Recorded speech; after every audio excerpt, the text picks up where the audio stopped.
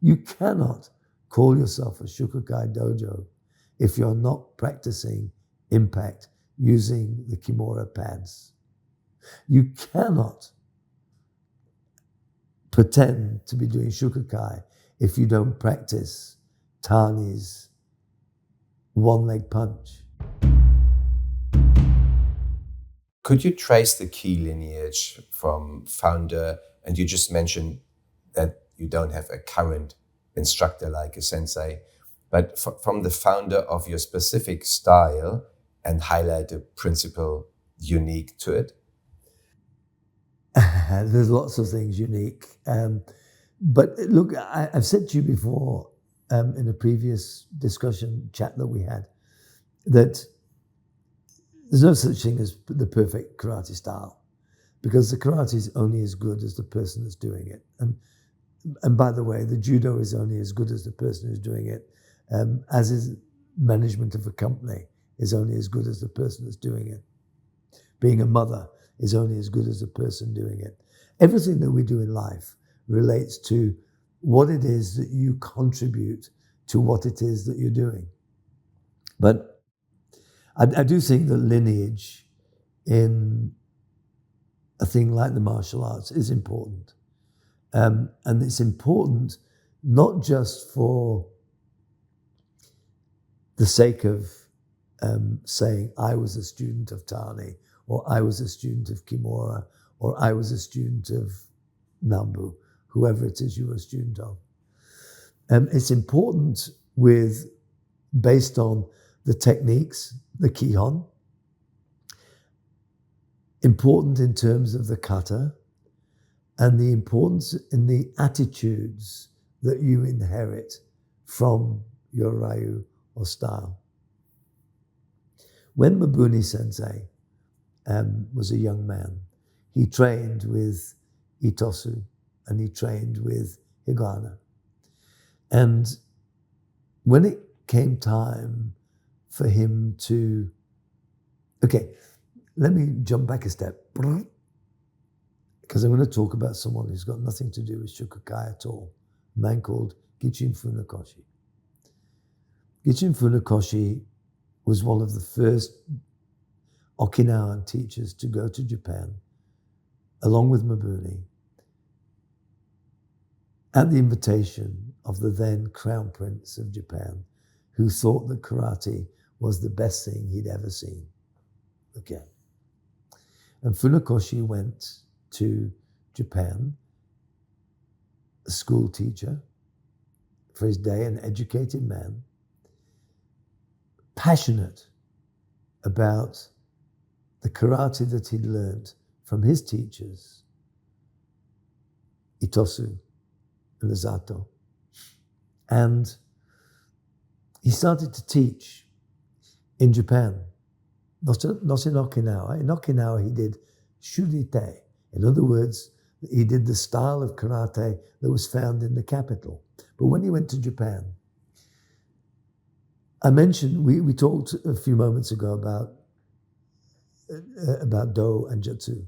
And we talked about the way that the martial arts, the way of the sword, etc., had become created as the way. In other words, not just the way of fighting, but the way of developing you as a human being, the way of discipline, the way of courage, etc. So when he got to Japan, he found that the Japanese wanted to codify what it was that he was doing. And his pen name, his nickname, the pen name that he used when he wrote was Shoto. So Shotokan, which became the biggest style of karate in the world, bigger than all, bar none. He called it, no, he didn't call it at all. His students started to call it, his dojo, the Shotokan, the house of Shoto. That's what it means. So his direct students, so like Nakayama Sensei, for instance, or eventually people like Kanazawa or Inoue Sensei from the Shotokan, they quite rightfully could call themselves Kanazawa or Inoue Ha Shotokan. That would indicate that this is the Kanazawa interpretation of the teachings of Funakoshi. And then they would use their dojo name. In Shitoryu, Mabuni Sensei also had a need to codify what he was doing. So he chose the kanji from the names of his two teachers, combined it, and that was Shito. And Ryu means school. So it's the school where the karate of Shi and To were taught. That's all it means. Okay. When in 1949, now Sensei Tani had been teaching karate for a long time, and he started training with Mabuni Sensei and then continued training with him at university. When Mabuni gave him the name Shukokai in 1949, he correctly was Tani Ha Shitoryu Shukokai. In other words, the Tani interpretation of the teachings of Mabuni called Shukokai.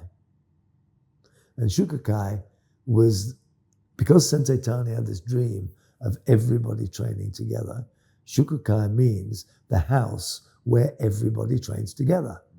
Okay. I was Shihan of Tani.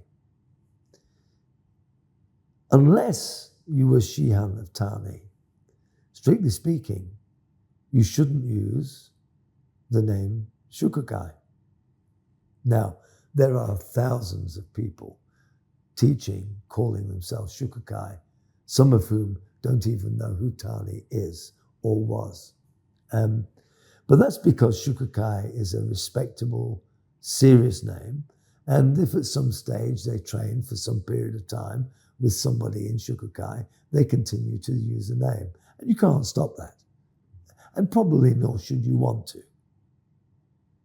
And that may be a controversial statement, which we might discuss later. But we are, so I was given the name Sangokan. Sangokan is interpreted as kan, the house where the students have the strength of a mountain.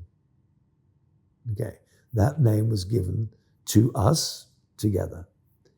So, as I was Shihan of Tani, I'm entitled to use Mitchell Ha, so the Mitchell interpretation, Mitchell Ha Shukokai of Tani, called Sangokan.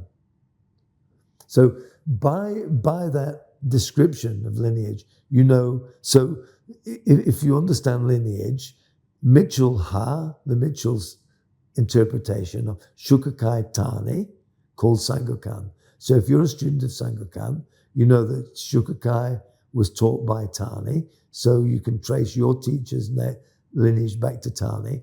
And because Tani was Tani Ha Shitoryu, you know that he was a direct student of Mabuni, and so on. Now, what's confused things is that, and the problem's been caused by the Japanese, and people are going to scream and shout if Martin puts this on YouTube, but unfortunately it's the truth. And it's an inconvenient truth. But it's one of the really nice things about getting a little older is you get to sometimes say things that you've wanted to say for a long time. There are lots of people calling themselves Shitoryu that have got no entitlement to that at all. As there are plenty of people calling themselves Shukokai that are not entitled to at all. unless you train directly with Mabuni, you should not be stealing the name of Shitoryu. Shitoryu means the style of Mabuni, and it indicates that you trained with Mabuni. There are people younger than I am in Japan calling themselves Fred Smith Ha Shitoryu, which indicates that they trained with Mabuni. The inconvenience of that is that Mabuni Sensei died in 1952. And some of these people weren't born in 1952, so they certainly weren't training with him as a senior student. However, we're not going to change things at all. The reality is, and my grandmother yours used to say, that the sincerest form of flattery is if somebody copies you. I think that I don't have a problem with calling themselves Shitoryu or Shukokai or whatever, as long as they are respectful of the traditions of the style that they adopt. So I look at it like an adoption process. If someone wants to call themselves Shukokai, even though they didn't train with Tani, I actually think that's okay. It's because it's an adoption process. But an adopted child must respect the family into which they're adopted. Okay, they don't have to join the family.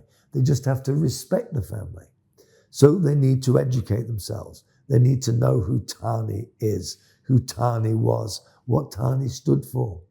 They need to study. They need to learn. They need to be able to tell their students who Tani was and why it's important to be called Shukokai. What does Shukokai mean? What does Shukokai involve? And not only does lineage not only does it involve a responsibility for transmission of knowledge and understanding, but also a transmission of technique. You cannot call yourself a Shukokai dojo if you're not practicing impact using the Kimura pads. You cannot pretend to be doing Shukokai if you don't practice Tani's one-leg punch or Kimura Sensei's combinations. He didn't develop the combinations to teach the novices. He developed the combinations to educate the black belts. And people need to know what that is, understand what it is, do some research. And if there's anybody out there who wants to learn more about Shukokai, who are excited by some of the information in some of these discussions that we're having, just contact us. I'm happy to give anybody who asks a list of Sensei Kimura's fighting combinations if they don't know what I'm talking about. But if you are Shukokai, if you are claiming to be Shukokai, then you need to be doing those things. It's like Shotokan. If you're doing Shotokan, you can't do Shotokan and not do the Shurite Kata. If you're doing Wada-ryu, you can't be Wada-ryu without understanding some of the grappling techniques that came from Otsuka Sensei's jiu-jitsu background.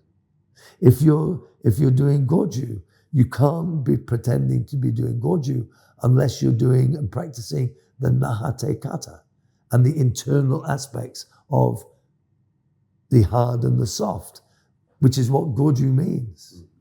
So there are certain concepts of karate that you have to do if you want to claim to be part of that lineage. Now, you can come to that lineage. You know, when I think about, when we talk about lineage, we talk about the English royal family, the British royal family. We talk about the German Kaiser. We talk about the original Tsar of Russia. We talk about these royal families, lineage. They didn't all start back in the back in the Stone Age and come unbroken to this period, the lineage was, I'm not going to say improved because I'm not going to be disrespectful, but the lineage was changed by the infusion of new blood. There's nothing wrong with that at all. But that infusion of new blood, that adoption process has to be respectful. So all I ask people to be is respectful. And thank you for stating some exemplary technical principles of the style or training methods, as you just mentioned, using the impact pads or learning combinations. Would there be a technical example apart from the one leg punch that would be exemplary for your style, the style that you're practicing? Yeah, look, yeah, there's lots. Realistically, I mean, we're just spending a 5-day gashku talking about 2 or 3 of them.